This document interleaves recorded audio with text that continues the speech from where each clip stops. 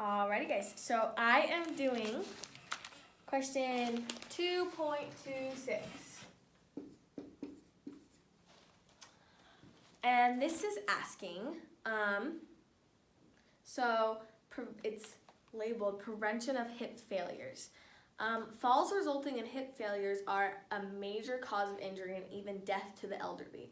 Typically, the hip speed at impact is about 2 meters per second. If this can be reduced to 1.3 meters per second or less, the hip will usually not fracture.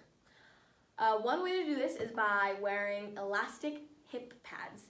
And then it goes to the questions. So A, if a typical pad is 5.0 centimeters thick and compresses by 2.0 centimeters during the impact of fall, what constant acceleration in meters per second squared and in grams does the hip undergo to reduce its speed from 2.0 meters per second to 1.3 meters per second?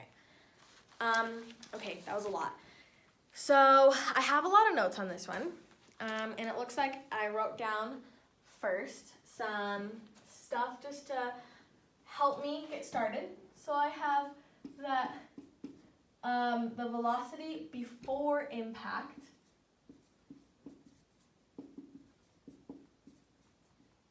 is 2 meters per second. And then I have the reduced velocity by hip pad. So reduced velocity, and that is equal to 1.3 meters per second. Okay. And then I wrote that the constant during impact, and then an arrow that says, while falling, the weight of the body compresses the pad to be 2 centimeters. So the hip moves 2 centimeters to decelerate, which I guess is just accelerating negatively, from 2 meters per second to 1.3 meters per second. So knowing that, we can write that v squared equals v naught squared plus 2ay times y minus y naught. And this is just given from one of the equations that we just learned in class. So let's see here. And then we can write that, we can say therefore a of y equals v minus v naught squared. And we're just solving for this. Over 2 times y minus y naught. And then just plugging in the numbers that we know here, I can get that 1.3 squared minus 2 squared over 2 times 0.02 equals negative 57.75 meters per second squared. Okay. And it looks like right here, to get it into our grams units like it asked us, I did the a of y is this over 9.8, which equals about 6.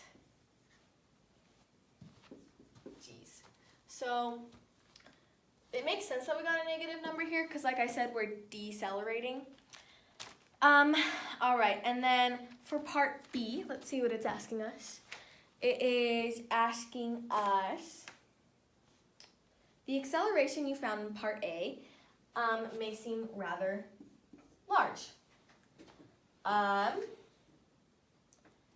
to assess its effect on the hip, calculate how long it lasts. So I have that we use the equation V equals V naught plus A times T. And then I have a little note that t equals v minus v naught over ay. And then we just plug in everything that we know. And we get 1.3 minus 2 divided by 57.75, this number. And that equals 0.012 seconds. And then we can make that milliseconds by, by just moving the decimal point over 1 to the right.